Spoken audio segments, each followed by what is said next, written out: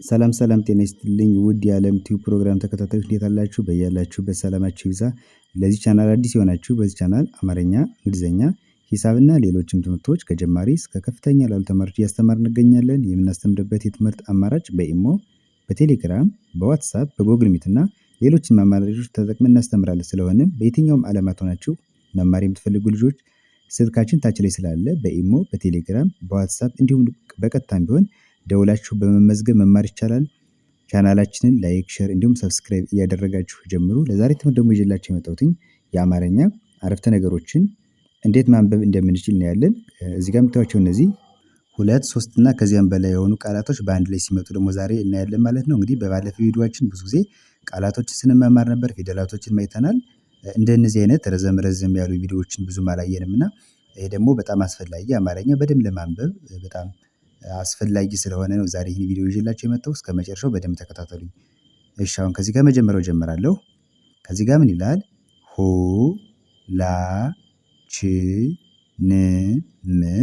ሁላችንም ሁላችንም ይላል። እሺ መስራት አለብን ምን ይላል? ሁላችንም መስራት አለብን ይላል። አሁን እዚህ ጋር ሶስት ቃላቶች አሉ። ሶስት ቃላቶች መጀመሪያ ቃላት ምንድነው ስንል ቃላት ማለት ፊደላቶች በአንድ ላይ ሆነው እነሱ ትርጉም ያለው ነገር ሲሰጡን ያ ምን ይባላል? ቃል ይባላል።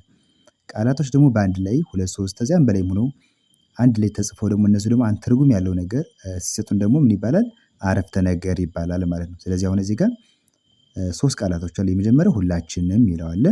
ከዚያ መስራት አለ፣ አለብን አለ። ስለዚህ ሁላችንም ይላል አንድ ቃል አንድ ትርጉም ያለው ነገር አለ። መስራት የሚለው ደግሞ ራሱን የቻለ ትርጉም አለው። አለብን የሚለው ደግሞ ራሱን የቻለ ትርጉም አለው።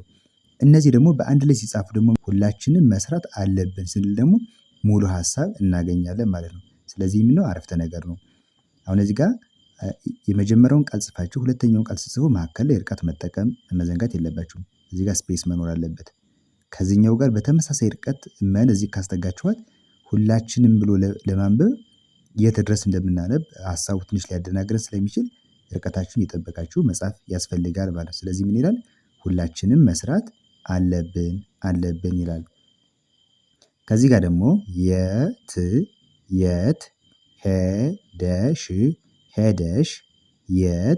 ሄደሽ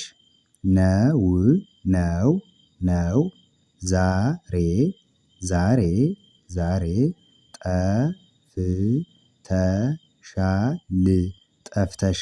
ጠፍተሻል ምን ይላል? የት ሄደሽ ነው ዛሬ ጠፍተሻል። ከዚህ ጋር ስንት ቃላቶች አሉ? 1 2 3 4 5።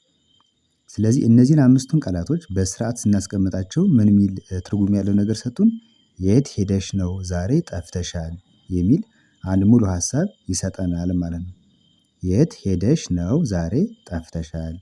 እሺ ከዚህ ጋር ደግሞ ከዚህን በኋላ ከዚህን በኋላ መሄድ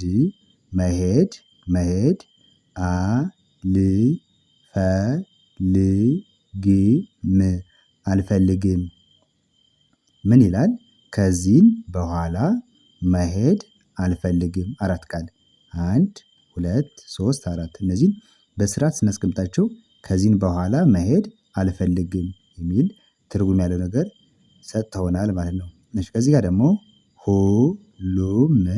ሁሉም ሀሳብ መስጠት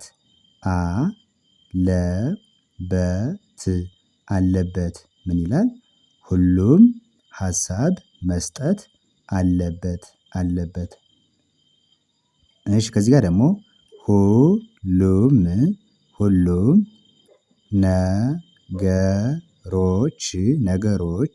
ሁሉም ነገሮች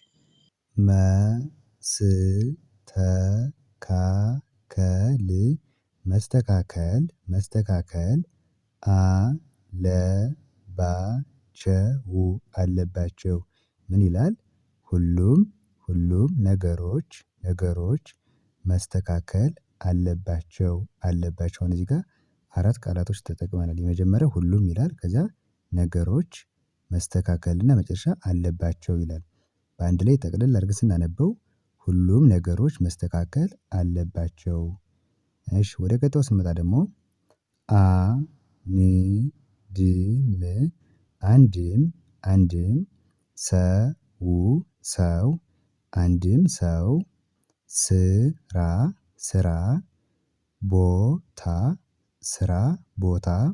ስራ ቦታ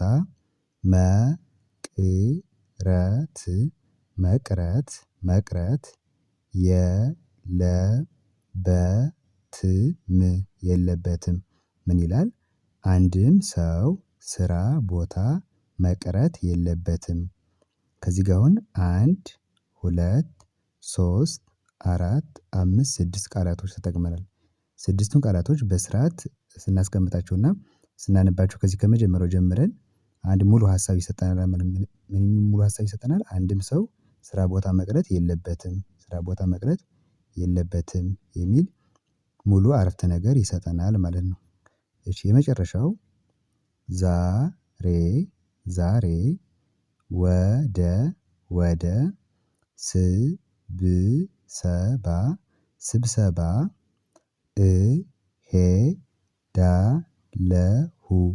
እሄዳለሁ ምን ይላል? ዛሬ ወደ ስብሰባ እሄዳለሁ።